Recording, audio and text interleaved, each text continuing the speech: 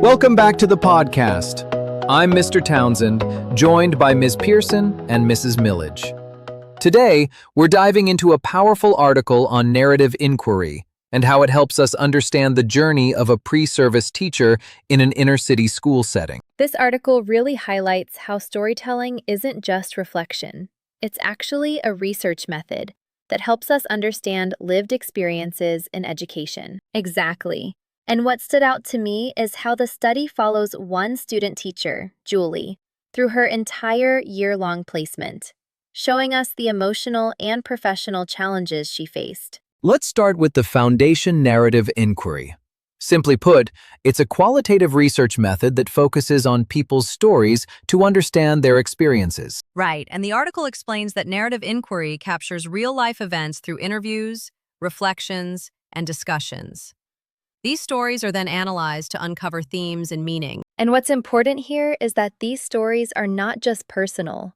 They help researchers understand how teachers develop their beliefs, decision-making, and identity in the classroom. Now let's talk about Julie, the pre-service teacher at the center of this study.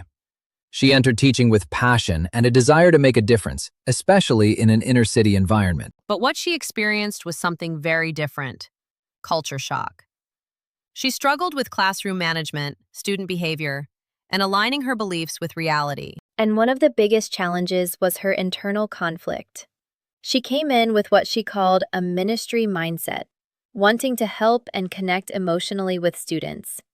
But teaching required structure, discipline, and boundaries. That balance between being caring and being authoritative is something every educator wrestles with, especially early in their career. Another major theme in the article is the impact of mentoring teachers.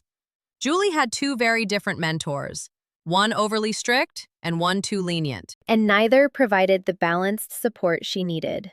One used harsh discipline, while the other lacked structure and planning. That's a key takeaway. Mentorship can make or break a pre-service teacher's experience. The article emphasizes how critical it is to have supportive, effective mentor teachers. Julie also felt unprepared by her university program.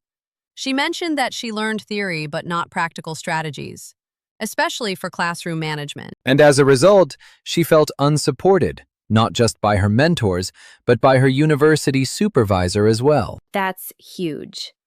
She specifically pointed out that dealing with real student behavior and trauma was something she wasn't trained for. So let's summarize the major themes: culture shock in urban education, conflict between beliefs and reality, importance of mentorship and need for practical teacher preparation. And ultimately, Julie made the decision to leave teaching. That's powerful. It shows how impactful these experiences are on teacher retention. But the article also gives us solutions, like better mentoring, stronger preparation programs, and more support systems for pre-service teachers. For educators, this article reminds us that teaching is not just about content. It's about understanding people, experiences, and context. And for future teachers, it highlights the importance of reflection and being open to growth through challenges. Absolutely.